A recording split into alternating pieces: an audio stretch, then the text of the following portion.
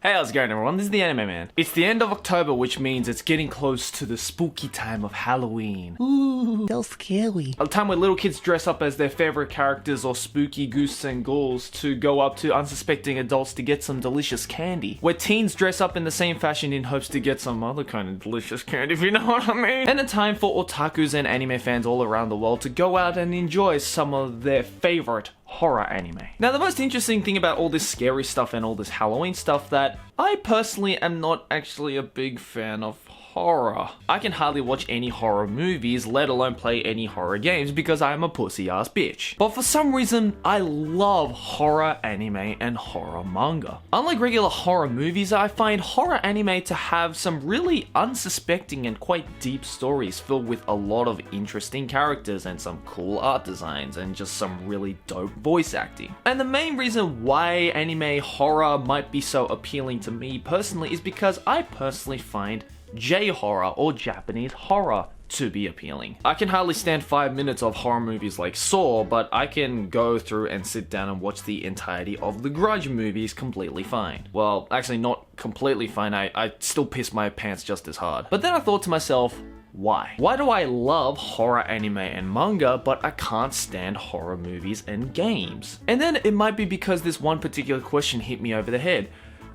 Is good horror anime actually scary? First of all, we have to define what exactly makes a movie or a film or an animation horror. By definition, horror is a film genre seeking to elicit a negative emotional reaction from viewers by playing on the audience's primal fears. Bless you, Wikipedia! So you can say that any film that makes you feel spooked or scary or creepy and ghouly and just gives you that kind of negative, creepy, chilling feeling can be considered horror. So wouldn't we be able to say from that definition that horror anime is subjective? Just like how comedy is subjective, different people get scared from different things. Some people look at series like Tokyo Ghoul, Parasite, and Attack on Titan and call those anime horror. And yes, before you ask, there are some people who define those three anime as horror. I've seen it personally and I've had it said to me personally. Hey Joey, do you know any horror anime that's kind of like Tokyo Ghoul and Attack on Titan that you can recommend to me? I can't recommend you any horror anime that are like that, but I can recommend you other edgy seinen shows, which are essentially that. I think the only reason why those people define those kinds of shows as horror is because they've never seen any other type of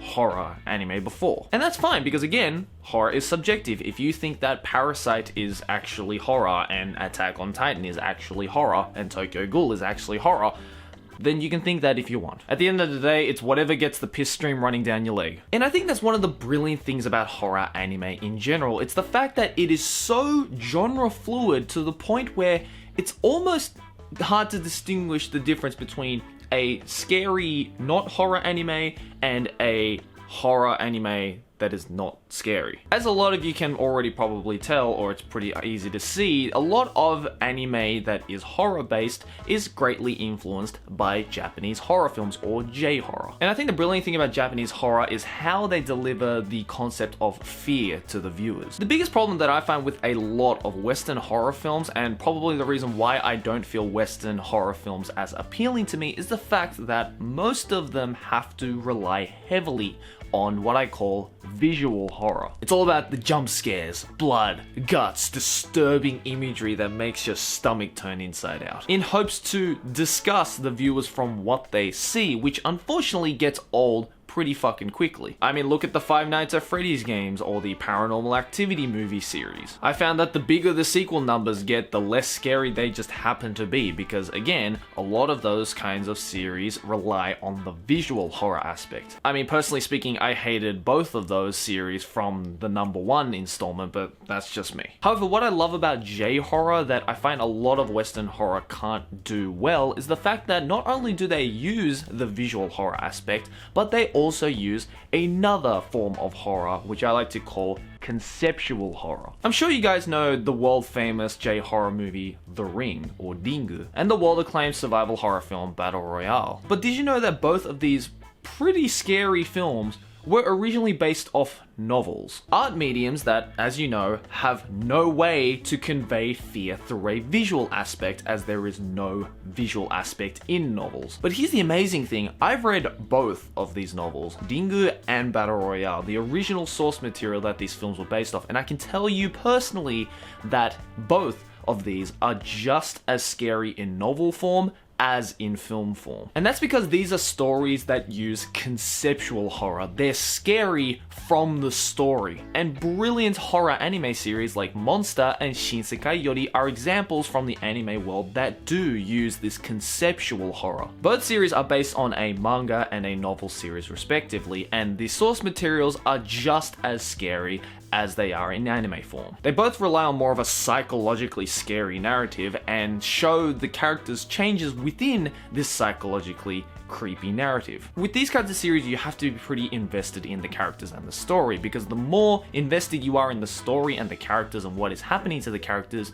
the more scared and creepy you feel. And in turn, you feel more creeped out and more scared when they do give visual horror within this conceptually scary horror. It's like the Mobius strip of horror, that shit just keeps feeding itself. Now, of course, we do have Western authors who can achieve the same kind of brilliantly conceptual horror. Authors like Bram Stoker, Edgar Allan Poe, and in recent years, the greats of Stephen King, who I won't deny are all amazingly talented authors of horror, so I'm not saying that all horror is just visual horror and there is no conceptual horror. In fact, there is a pretty good share of J-horror that also is just visual horror, and conceptually looking at it, it is not scary at all. Am I right? Guinea pig. Please don't look that movie up, it's gross. So if J-horror and Western horror do use these concepts of visual horror and conceptual horror to a fair amount, then what makes J-horror so much different from Western horror? Well, I personally think what makes J-horror that much scarier than a lot of Western horror is the fact that J-horror has mastered the use of scaring people with nothing. A lot of J-horror uses the concept of something happening off of screen or something about to happen, rather than a lot of Western horror, which uses the scare of something happening. So it is a gradual, long-drawn scare rather than a quick delivery of a scare. J-horror films like The Ring and The Grudge perfected this kind of technique, where they use scenes that are kind of drawn out, where something is building up, but you're uncertain as to when it is going to happen or if it is going to happen. And a lot of times, unlike the viewer's expectations, nothing does happen. But from building something up to nothing happening,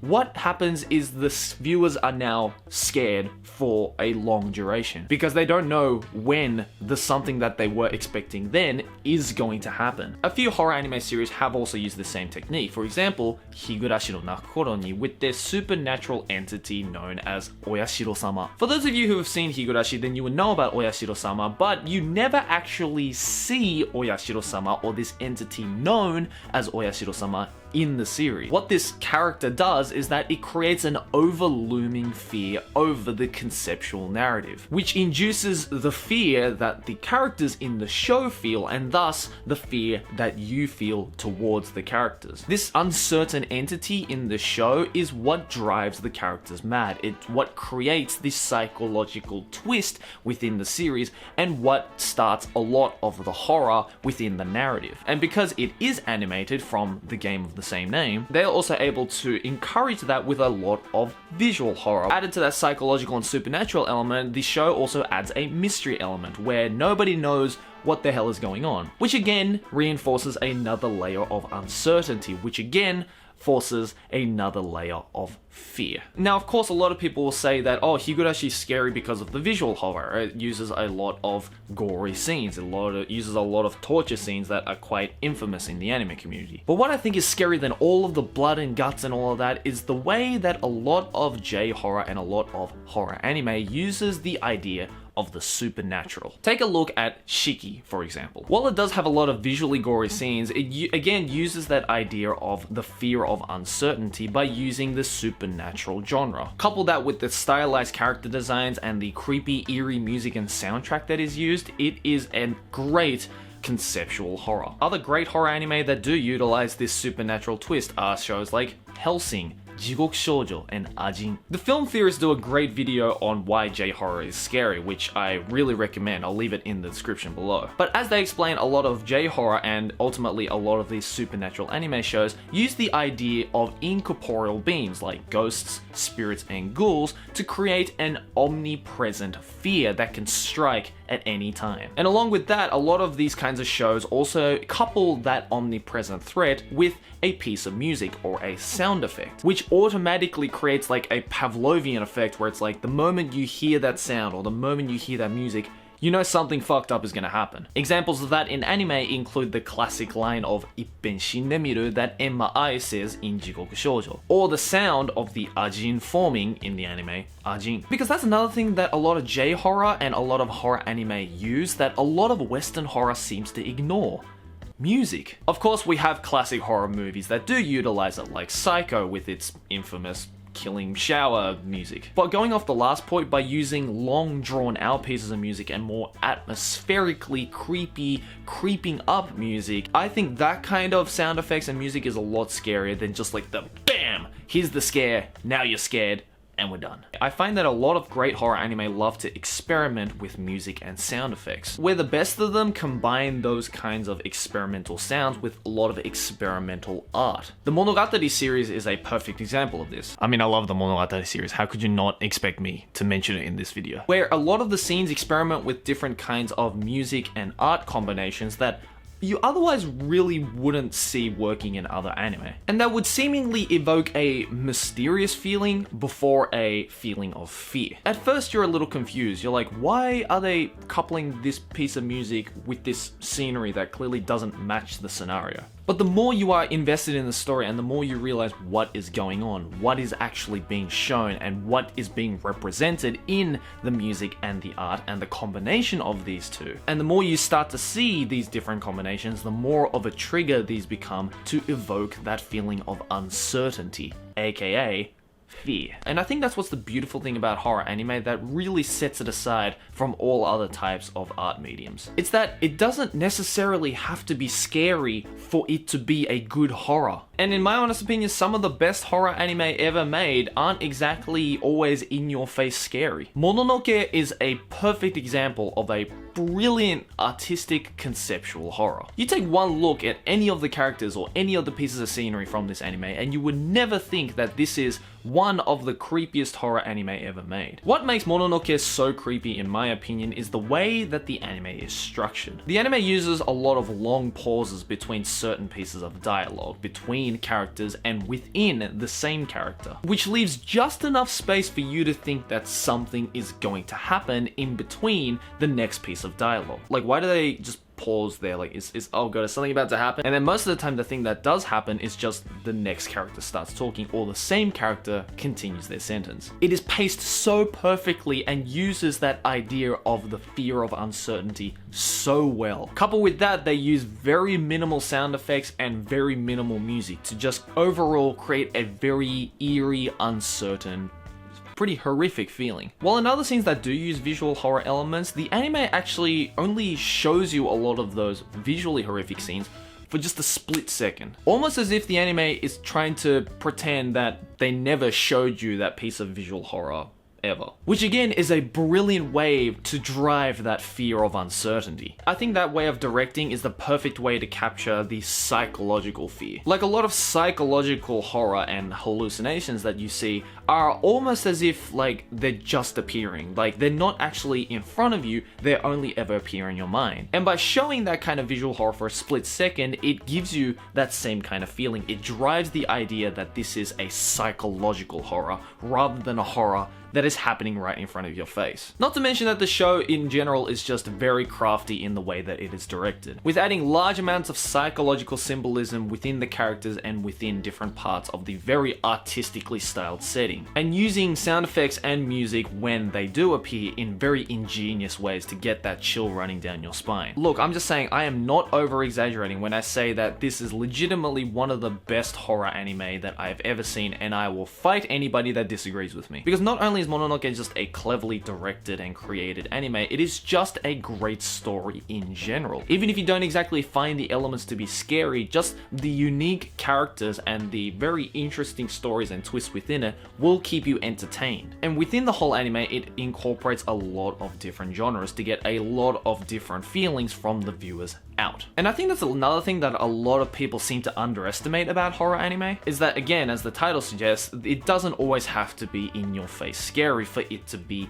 good, and that a lot of the good horror anime out there do use other genres that almost have nothing to do with horror. A perfect example of just how genre fluid good horror anime can be is the film series Memories. This is a set of 3 short horror films created by the legendary director and mangaka Otomo Katsuhiro, who, if you guys don't know, is the director and original creator of one of the best anime movies ever made, Akira, with additional help from other tyrants from the anime industry like Kon Satoshi and Okamura Tensei. Now, what makes Memories a brilliant set of films is the fact that all 3 of these films use different combinations of genres within the horror elements of all 3 films, which aims to drive the different angles and different psychological effects that horror anime and horror films are able to achieve. The first film, Magnetic Rose, which I personally take as one of my favorites from the 3, is an almost alien-inspired sci-fi psychological horror, which brilliantly uses that fear of uncertainty with its eerie tones and its mysterious plot. The brilliant voice acting and the ambiguous events that happen that you don't know if they are actually happening or if it's all just part of that character's mind, just again creates that brilliant idea of a horrific mystery. You don't know what is going on, the characters don't know what they're going on, and you can relate to that with the way that the story is structured. The second film, titled Stink Bomb, is a really interesting one because it's a horror comedy, which uses a lot of over-the-top slapstick humor and action to show you how quirky and kind of charming horror can actually be. And yes, I said comedy, but it is technically still a horror film because conceptually looking at it, it is horror. A lot of people die in it, and it's like an end of the world crisis. But the way that the anime decides to handle that end of the world crisis and the horror that is looming above everybody else in the world, it's very quirky. It's a serious situation that is taken in a non-serious, funny way. And the third and final film, titled Cannon Fodder, is an experimental post-apocalyptic horror, which takes a satirical message and a meta-message on deep psychological effects like war, government, politics, etc. And all the while using a very artistic and almost Disney-esque style of animation and character design. I think what makes this third film particularly brilliant is that if you understand what this film is actually about and the message that Otomo Katsuhiro is trying to convey in this particular film, then the choices of pacing and direction and character designs and everything make a lot of sense. What makes Memories so brilliant is that all 3 of these films have their own unique strengths and really is different from each other. But at the end of the day, while they may all have completely different genres from each other, the only thing that is the same from all 3 of these is the fact that they are all technically horror films. And while they are horror films and they may not exactly make you shit your pants like a lot of other horror, they still do invoke a fear and disgust, but in different unique ways. So to top off this ridiculously long rant and pretty much set of horror anime reviews, I think a lot of horror anime is seriously underappreciated. Sure, we may have the occasional horror-esque anime like Tokyo Ghoul, Parasite, Attack on Titan that do make it to the more mainstream side and are seen by a lot more people. Which, don't get me wrong, I'm not saying that these 3 series are bad in any way. In fact, I liked all 3 of these series. But under the layers of series like that, there are so many more interesting and deep horror films and anime, and can be a genre of anime that is virtually impossible for any other genre of anime to replicate with justice. But unfortunately, I see too many people who don't actually dive into that side of horror anime, because a lot of people think that the other types of horror anime is literally just a compilation of all the deaths from another, when in reality that is merely the tip of the iceberg. Or I guess you can say it's the tip of the umbrella. When in reality, as I hopefully convinced you in this ridiculously giant rant, horror anime doesn't always have to be pants-shittingly scary for it to be a good horror. But anyways guys, if you want to check out any of the horror anime that I did mention in this rant, then I've left a list of them in the description below, so go and check out the ones that tickled your fancy. Because it's Halloween and you're probably out there watching Tokyo Ghoul for the 50th time again anyway, so instead of watching it for the 51st time, why not take that time to go check out some other horror anime. Or if you guys aren't a big fan of watching anime, then you can check out last year's Halloween video where I gave you guys 10 horror manga for you guys to read during Halloween. So if you're more of a manga reader than an anime watcher, then you can go check out that video, which you can click on the card that has appeared on the screen, or if you're lazy, you can click the link in the description below. But anyways guys, let me know what you think about this. Do you think that good horror anime doesn't always have to be scary, or do you think it does? And if neither of these aspects are what makes a good horror anime, then what do you think makes a good horror anime? What would you like to see in a horror anime that has potentially never been seen or explored before? And at the end of the day, what is your favorite horror anime series, and what horror anime will you be watching for Halloween? I want you guys to let me know all that kind of stuff in the comments below. But anyways guys, hope you enjoy your Halloween. Go and watch your scary anime, go and read your scary manga, and if you are going out trick-or-treating, then eat candy responsibly. We don't want you getting all that diabetes. I myself won't be out trick-or-treating, but I will be going to some other cool places which you will hopefully see on this main channel, so look forward to that. But anyways guys, thanks for watching. As always, like and favorite if you enjoyed, subscribe for more